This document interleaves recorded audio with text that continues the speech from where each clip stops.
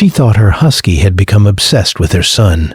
She managed it carefully, professionally, the way she managed everything. She had it wrong from the very first day. Valentina Cruz had spent 11 years as an occupational health nurse. She understood toxic exposure. She documented environmental hazards for a living. She knew the names of the things that traveled invisibly through air and accumulated in tissue and made people sick in ways they couldn't trace. She was trained to identify sources. She was trained to think systemically. She could not apply any of that training to what was happening in her own home. Her son Marco was 23 months old and had, since turning 2, developed a respiratory pattern that his pediatrician classified as reactive airway disease, a diagnosis that accommodated what they were seeing without fully explaining it. He coughed in the mornings. He coughed more in his room than in the rest of the house. He had 3 courses of antibiotics in 5 months and recovered from each, 1, and then, 6 weeks later, began coughing again. Their Siberian Husky, Nova, was 5 years old with a dual coat of charcoal and white and ice blue eyes that had a quality Valentina had always thought of as operational. Nova did not miss things. She processed the world with an efficiency that felt more like work than personality. For the past 3 months, Nova had been sleeping in Marco's room, not on the bed, on the floor, directly beneath the air vent on the east wall. She had chosen this position and returned to it every night without encouragement. Valentina had not thought much of it initially. Nova had always been attentive to Marco, but in the weeks preceding everything changing, Nova had added a new behavior. She would stand under the vent and look up at it, not obsessively, not anxiously. Simply, she would look at it, then look at Valentina, then look at it again. The communicative loop of an animal addressing itself to something it cannot solve. Valentina interpreted it as territorial behavior around a heat source. Nova liked warm spots. The vent was a warm spot. She made a note to monitor and redirected her attention elsewhere. Marco's cough worsened in the 3rd week. His pediatrician ordered a chest X-ray. The X-ray was unremarkable. She added an inhaler to his protocol and scheduled a follow-up in 6 weeks. 3 nights before the follow-up, at 2 a.m., Valentina woke to Nova standing in the bedroom doorway.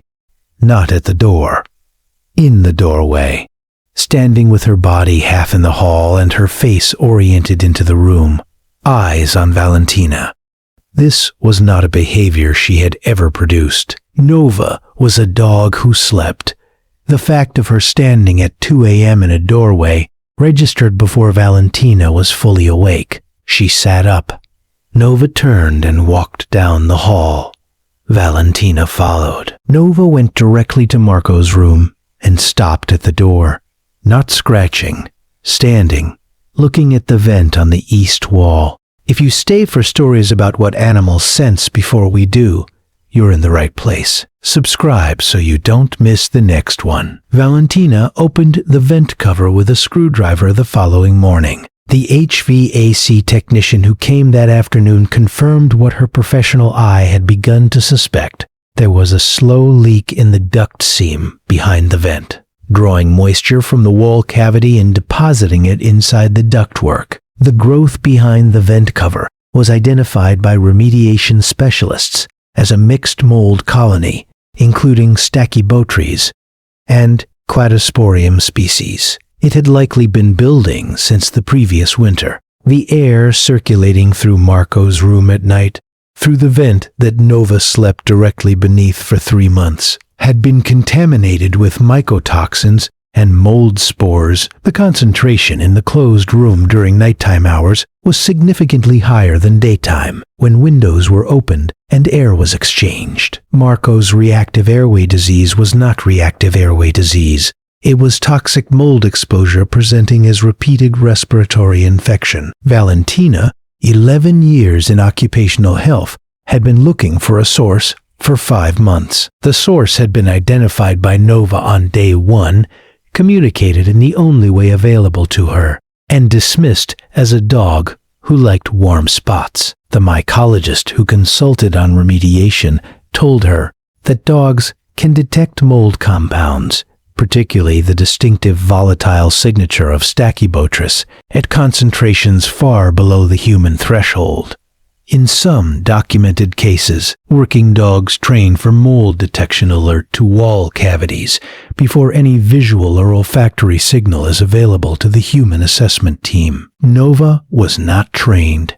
She chose a spot under a vent and stayed in it for 3 months. Has your dog ever kept returning to one spot in your home that turned out to contain something they detected before you could? Tell us in the comments. These stories deserve to be heard. The remediation took 2 weeks. Marco's respiratory symptoms resolved within 6 weeks of the clean environment. He has not needed an antibiotic since. Every guardian deserves to be recognized, even the ones who are simply standing under a vent in the dark, looking up at something invisible, looking back at you and waiting. If stories like this matter to you, subscribe so you never miss the next one. Nova no longer sleeps in Marco's room. She sleeps in the hallway, which was where she slept before. But once a week or so, she walks to Marco's doorway and stands for a moment, looking at the east wall. The vent cover is clean. The wall is sealed. The duct is clear. She still checks. She will check until she is satisfied it is safe. That is the only standard she has ever worked to. The next story begins on a morning when everything looked fine. The dog had been trying to say otherwise for 6 weeks. It ends in an emergency room with a doctor looking at a scan and a family looking at each other.